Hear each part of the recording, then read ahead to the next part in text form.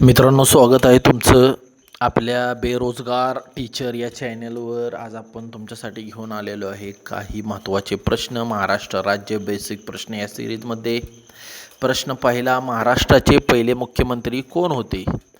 यशवंतराव चव्हाण, ब वसंतराव नाईक, क शरद पवार, ड मनोहर जोशी. मित्रांनो, याचं उत्तर आहे यशवंतराव चव्हाण हे महाराष्ट्राचे पहिले मुख्यमंत्री होते. स्पष्टीकरण पाहू. महाराष्ट्राचे पहिले मुख्यमंत्री यशवंतराव चव्हाण होते. ते काँग्रेस पक्षाचे पहिले मुख्यमंत्री होते. त्यानंतर शिवसेनेचे पहिले मुख्यमंत्री मनोहर जोशी होते. मित्रांनो, महत्त्वाचा प्रश्न आहे. अनेक स्पर्धा परीक्षेमध्ये हा प्रश्न वारंवार विचारला जातो, त्यामुळे हा प्रश्न माहीत पाहिजे. महाराष्ट्राचे पहिले मुख्यमंत्री हे यशवंतराव चव्हाण होते. प्रश्न दुसरा, महाराष्ट्राचे पहिले राज्यपाल कोण होते? महाराष्ट्राचे पहिले राज्यपाल कोण होते? श्रीप्रकाश, ब विजयालक्ष्मी पंडित, सी सुब्रमण्यम, ड PC अलेक्झांडर. याचं उत्तर मित्रांनो आहे श्रीप्रकाश. तुमच्या सोयीसाठी आपण वर सगळी उत्तरं ठेवलेली आहेत. याचं स्पष्टीकरण पाहू. महाराष्ट्राचे पहिले राज्यपाल श्रीप्रकाश होते. महाराष्ट्राचे पहिले राज्यपाल श्रीप्रकाश होते. ते उत्तर प्रदेशातील होते. पहिल्या महिला राज्यपाल विजयालक्ष्मी पंडित होत्या. मित्रांनो, राज्यपाल नेहमीच परराज्यातीलच असतो. स्थानिक लोकांना राज्यपाल करता येत नाही अशी तरतूद आपल्या इथे पहिल्यापासूनच आहे. नाही तर लोकांना प्रश्न पडतो की राज्यपाल बाहेरचा का असतो? आपल्या तिथे हुशार लोक आहेत, पण राज्यपाल हा बाहेरचाच असतो. प्रश्न तिसरा, महाराष्ट्रातील गोदावरी नदीचा उगम कोठे आहे? महाराष्ट्रातील गोदावरी नदीचा उगम कुठे आहे? त्र्यंबकेश्वर नाशिक, ब भीमाशंकर पुणे, क महाबळेश्वर सातारा, ड अमरावती. तर मित्रांनो, याचं उत्तर आहे त्र्यंबकेश्वर नाशिक. महाराष्ट्रातील गोदावरी नदीचा उगम त्र्यंबकेश्वर येथे आहे, नाशिक जिल्ह्यामध्ये येतो. स्पष्टीकरण, गोदावरी नदीचा उगम त्र्यंबकेश्वर नाशिक येथे आहे. महाराष्ट्रातील तिची लांबी 668 किमी आहे. भारतातील एकूण लांबी 1465 किलोमीटर एवढा अंतर गोदावरी नदीचं आहे.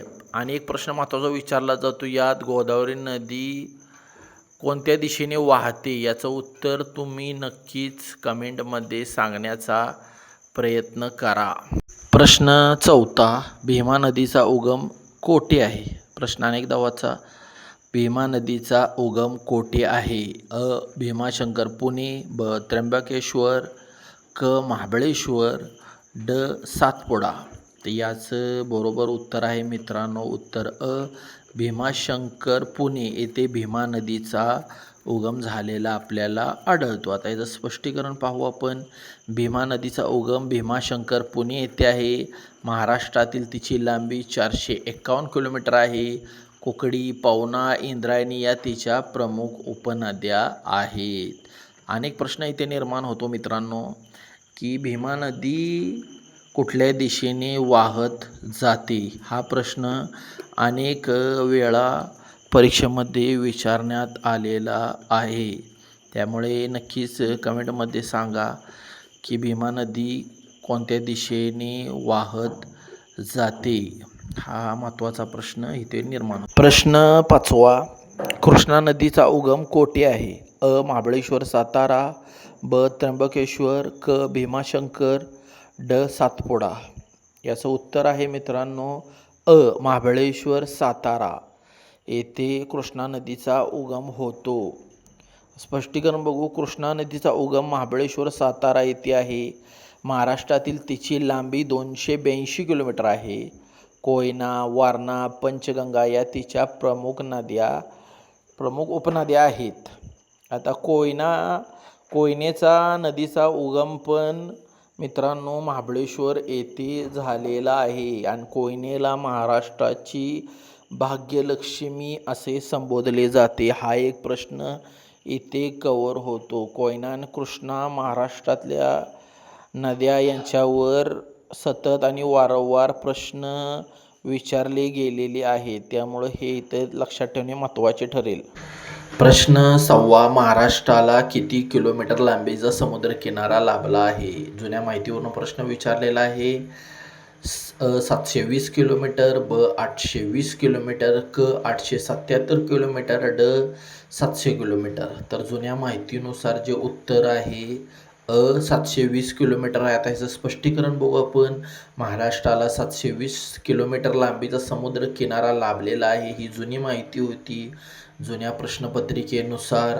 आता नवीन मोजमापानुसार 877.98 किलोमीटरचा समुद्रकिनारा महाराष्ट्राचा लाभलेला आहे. म्हणजे आता सध्याच्या माहितीनुसार महाराष्ट्राचा समुद्रकिनारा 877 किलोमीटरचा आहे. सर्वाधिक समुद्रकिनारा रत्नागिरी जिल्ह्याला लाभलेला आहे. हे मित्रांनो आजचे आपले प्रश्न होते आणि आज वेळेअभावी प्रश्न टाकता आले नाहीत काही कामाच्या व्यापीतून. पण ह्यापुढे आपण ही सिरीज डेली चालू ठेवू आणि तुमच्यापर्यंत नक्कीच पोलीस भरती, तलाठी आणि जेवढ्या स्पर्धा होतात, स्पर्धा परीक्षेच्या जेवढ्या स्पर्धा परीक्षा आहेत त्याबद्दल आपण तुम्हाला बेसिकपासून ते पार हार्ड प्रश्नापर्यंत माहिती पोचवू. फक्त मित्रांनो आपल्या चॅनेलला सबस्क्राईब करा, नवीन असल्यास लाईक करा, व्हिडिओ तुमच्या मित्रांपर्यंत ज्यांना अधिकारी व्हायचं आहे असे जे मित्र अभ्यास करतात त्यांच्यापर्यंत हा व्हिडिओ नक्कीच पाठवा. हीच तुमची गुरुदक्षिणा असणार आहे. आपण यामध्ये एक्स्ट्रा कुठलाच चार्ज घेणार नाही, कारण विद्यार्थ्यांचं दुःख आपल्याला माहीत आहे. त्यामुळे आपण ही फ्री सिरीज तुमच्यापर्यंत पोहोचवण्याचा प्रयत्न करत आहोत.